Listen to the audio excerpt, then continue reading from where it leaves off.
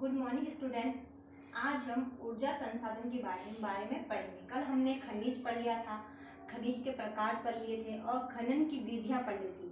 और खनिज के प्रकार के अंतर्गत हमने अधात्विक और धात्विक खनिज पढ़ लिए थे और ऊर्जा भी पढ़ ली थी। अब ऊर्जा संसाधन के बारे में हम पढ़ेंगे।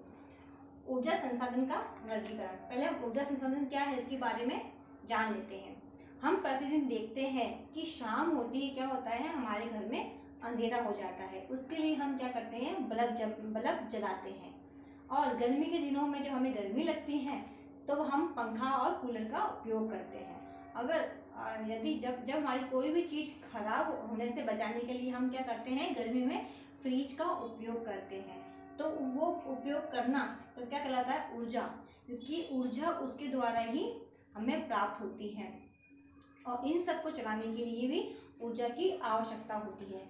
किसी भी स्थिर वस्तु में गति पैदा करना ऊर्जा कहलाता है। ठीक है, इसके विभिन्न स्रोतों से प्राप्त होती है। अब हम पढ़ेंगे ऊर्जा संसाधनों का वर्गीकरण।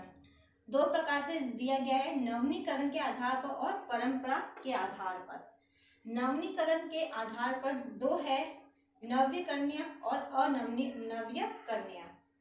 ठीक है, तो नवीकरण संसाधन क्या होते हैं?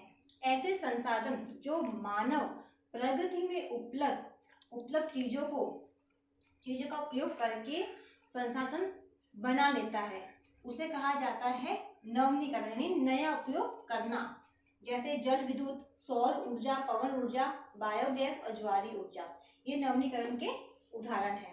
अनवीकरण कि मानव, इसमें क्या होता है, ऐसे ऊर्जा संसाधन जो मानव कभी भी पुनः रूप से बना सकता ही नहीं है, उन्हें कहते हैं अनवीकरण संसाधन।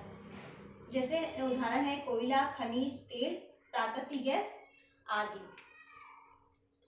अब है परंपरा के आधार पर। दो है, परंपरागत और गैर परंपरागत।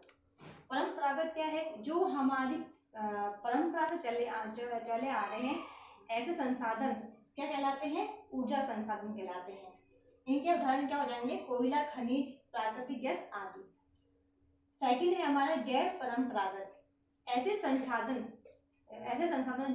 जिनका विकास तो दशक पूर्व हो चुका है और पर उसको हम आज में उपयोग में ले रहे हैं, उसे कहा जाता है गैर परंपरागत संसाधन। इसका उदाहरण है जल विद्युत, सौर ऊर्जा, पवन ऊर्जा और बायोगैस आदि। ये हो गया हमारे संसाधनों का वर्गीकरण। ये दो भागों में बांटा गया, इसको भी दो भागों में बांटा गया है। अब इसके अंदर ऊर्जा के प्रमुख संसाधन कौन कौन से हैं? इसमें पहला आएगा हमारा कोयला।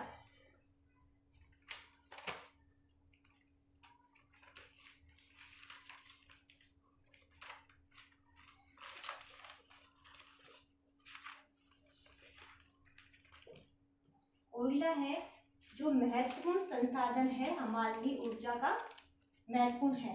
ये सर्वश्रेष्ठ कोयला होता है। ठीक है, और उसमें गुणवत्ता भी अधिक पाई जाती है। इसमें 80% कार्बन होता है और ये कम धुआं देता है। और राजस्थान में ये है हमारा कोयला। कोयला 4 प्रकार का होता है। पहला एंथ्रासाइट, लिग्नाइट, बिटुमिनस और पीट, ये 4 कोयले के रूप है। सबसे जो महत्वपूर्ण है एंथ्रासाइट और लिग्नाइट ही होता है। एंथ्रासाइट के अंतर्गत जो कोयला है, इसके बारे में आपको बता देती है, इसमें 80% कार्बन होता है और यह कम धुआं फेंकता है और यह सबसे अच्छा कोयला इसे ही माना गया है। अब सेकंड पे हमारा आता है लिग्नाइट। लिग्नाइट राजस्थान में सर्वश्रेष्ठ किस्म का लिग्नाइट पाया जाता है। इसका उपयोग विद्युत ऊर्जा तैयार करने में किया जाता है। राजस्थान के प्रमुख जो तापीय ऊर्जा संयंत्र है वो क्या है, कोटा में और सूरतगढ़ में स्थित है। लेकिन यह पर्यावरण के लिए अच्छा नहीं माना जाता। क्योंकि ये अधिक धुआं फेंकता है और अधिक मात्रा में प्रदूषण को फैलाता है। तो यहाँ होता है हमारा कोयला कंप्लीट। अब सेकंड आता है पेट्रोलियम और खनिज तेल। ये भी क्या है, ऊर्जा के संसाधन है। इसका उपयोग हम यातायात के साधनों के अंदर करते हैं और उससे ऊर्जा उत्पादन किया जाता है। यह एक हमारे लिए महत्वपूर्ण खनिज है जिनके भंडार कम स्थानों पर पाए जाते हैं। भारत में खनिज तेल सर्वप्रथम असम में खोजा गया था। पेट्रोल के साथ साथ इसमें प्राकृतिक गैस भी पाई जाती है, जिसका उपयोग हम ईंधन के रूप में भी करते हैं। राज्य के अत्यधिक प्रदूषण फैलाने वाले ऊर्जा का संसाधन सबसे पहले इसी का नाम आता है। कोयला और खनिज तेल, प्राकृतिक गैस आदि ऊर्जा संसाधन के मनुष्य के द्वारा लगातार इसके अत्यधिक उपयोग के कारण क्या हो रहा है कि ये संसाधन धीरे धीरे हमारे देश में विलुप्त होते जा रहे हैं।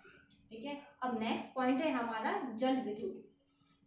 जल विद्युत सबसे अच्छा ऊर्जा संसाधन माना जाता है, क्योंकि ये प्रदूषण भी नहीं फैलाता और ये कभी खत्म होने वाला संसाधन भी नहीं होता है। क्योंकि ऊर्जा संसाधन के अंदर क्या होता है कि वर्षा का जब पानी इकट्ठा होता है तब जल विद्युत संसाधन बनता है। और भारत के प्रमुख जल ऊर्जा संसाधन का संयंत्र दामोदर घाटी परियोजना और हीराकुंड परियोजना आदि है। इसके अलावा कुछ नवीन खोजें भी की गई है, जिसमें ऊर्जा संसाधन इस प्रकार है। पहला है हमारा सौर ऊर्जा और सेकंड है हमारा पवन ऊर्जा। सौर ऊर्जा में क्या होता है कि सौर ऊर्जा सबसे महत्वपूर्ण संसाधन ये भी होता है, क्योंकि ये सूर्य किरणों से हमें प्राप्त होता है और इसका प्रयोग अगर हम आज कर लेते हैं तो कल हमें वो वापस सूर्य किरण से मिल ही जाता है। ऐसे स्थान जहाँ पर सूर्य की किरणें सीधी पड़ती है और प्रचुर मात्रा में उपलब्ध होती हैं, वहाँ सौर ऊर्जा द्वारा विद्युत का निर्माण भी किया जाता है। इसका उपयोग सौर कुकर, सौर तापक आदि के रूप में भी किया जाता है। अब सेकंड इसके अंतर्गत हमारा पवन ऊर्जा कि पवन चक्कियों को चलाकर बिजली का क्या करते हैं, उत्पादन करते हैं। भारत में तटीय क्षेत्रों में इसके विकास की संभावनाएं अधिक हो जाती हैं। पश्चिमी राजस्थान में पवन चक्कियां स्थापित की गई है। फिलहाल कहाँ पर चक्कियां स्थापित की गई है? पश्चिमी राजस्थान में। ये था हमारा टॉपिक पूरा ऊर्जा संसाधन के ऊपर, जो कि ये कंप्लीट हो चुका है। अब मैं इससे रिलेटेड आपको गृह कार्य देती हूँ। ये आपका गृह कार्य है। फर्स्ट क्वेश्चन है, परंपरागत एवं गैर परंपरागत ऊर्जा संसाधनों में अंतर स्पष्ट कीजिए। सेकंड है हमारा जल विद्युत, सौर ऊर्जा, पवन ऊर्जा को स्पष्ट कीजिए। ये दोनों आपको अपने नोटबुक में उतारना है।